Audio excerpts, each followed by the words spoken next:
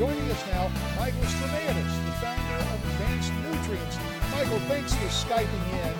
And what is your position on this? Do you agree that this provision in this spending bill undermines the will of the people of the District of Columbia?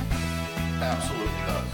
Clearly, people of the District of Columbia voted for it and legalized it, and it should be legalized.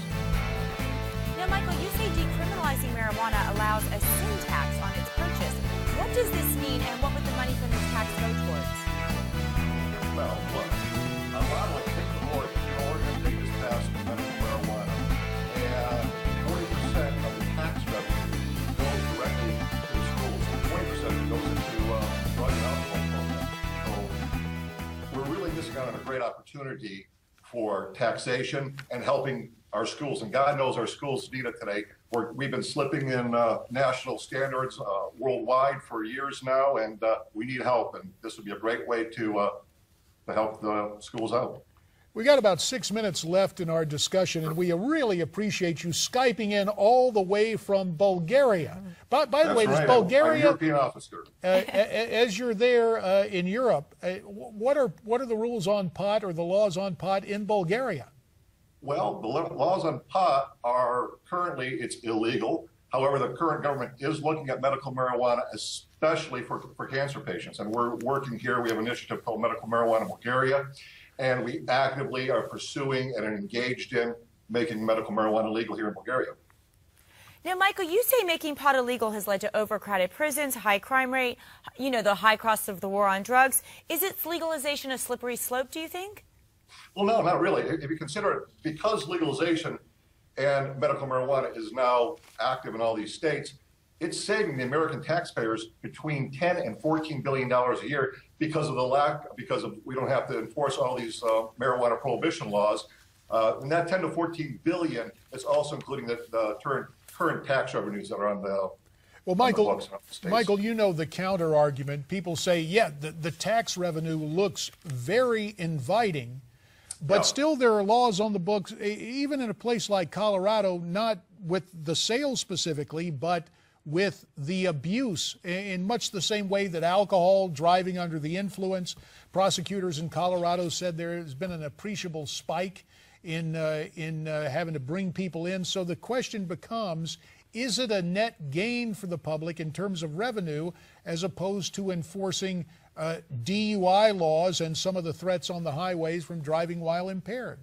Well, actually, statistics have shown that in states like Colorado and Washington, the actual rate of incidents has gone down in regards to, let's say, drug addiction and overdoses. It's actually making the states safer. And of course, look, anything with alcohol or marijuana, if you're intoxicated with either one, you should suffer the consequences. Clearly, laws are the laws, and they're meant to protect the people. And there's going to be a learning curve as we go through this. This is very new for America, and we don't exactly have it right quite yet, but it will be. I mean, it just takes time. Now, following up a bit on what you and JD were just discussing as far as additional revenue streams, I know here in Florida, we passed the lottery, which was supposed to go to schools and education, which it did, but what they did instead is take away original funding, so it didn't actually produce additional funding. It replaced other sources of funding and then was diverted elsewhere. What are the potentials for abuse like that, and how can we make sure it actually becomes additional funding for schools? Yeah, that's a great question. I mean, obviously we want the money to go where it's been allocated to, but hey, politics is politics and things happen, and sometimes we just don't have control over it, no matter how good our intentions are. We'll just have to see how this thing plays out over time. Michael, continuing, and some would assail this as a counter-argument by anecdote, yet you can't dismiss the issues, especially when you're talking about funding for education through the sale and the legalization of marijuana.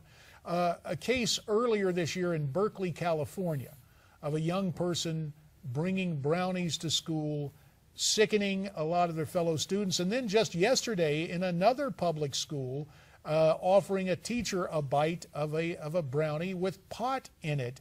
And so when it extends into the schoolyard, into the classroom, there are a lot of folks that say, hey, this is a little too much. Yep. So does alcohol, so does cigarettes. They extend themselves directly into schools. And that is a good thing that funding is going from the taxation of marijuana into schools, because clearly now they can use that to better educate students and make sure that these type of things don't happen. You spoke of your initiative internationally there in Bulgaria for medical marijuana, and certainly in the space of my time in the U.S. Congress and covering this story, for example, I know a rather conservative Republican state legislator in Maryland very strongly behind medical marijuana. But isn't medical marijuana just the first step to broaden out to more widespread and free usage? Yeah, I think actually medical marijuana is just what it is. It helped a lot of people. And then people decided to take it a step further. Personally, I think anyone who uses marijuana is medicating in some form. You know, people come home, they have a drink when when they sit down. Some people prefer to have a joint. So it's a stress reliever. So, Michael, according to drugsense.org, over half of all drug arrests, 750,000, they're saying, were for cannabis. I mean, this seems like a huge amount of money we're spending to criminalize this and to put these people behind bars, prosecute them. So we'd be saving that in addition to the revenue stream we're generating. Got a minute to answer, Michael. Got a minute. Go ahead, sir. Okay, as I said earlier, yeah, we're going to save between 10 and 14 billion a year just because of what you said there. And you're absolutely right. It is going to relieve a huge tax burden off the American public. You know, it's curious. This is a great thing. Staggering numbers. Staggering numbers brings to mind John Steinbeck, who wrote Of Mice and Men. We're having a discussion of mathematics and marijuana. We very much appreciate sharpening the pencils, talking about what's going on in Colorado, talking about your efforts internationally. Michael Stromiadis, we very much appreciate it. Now, you heard what Michael... Hey, it's great to have you, sir. You heard what Michael had to say. You legalize pot, you can fund education. Do you agree with that? Why don't you tweet me your response at NewsmaxTV, hashtag America's Forum. There's also NewsmaxTV.com/comment. And don't forget Facebook. America's Forum continues following this Newsmax Now.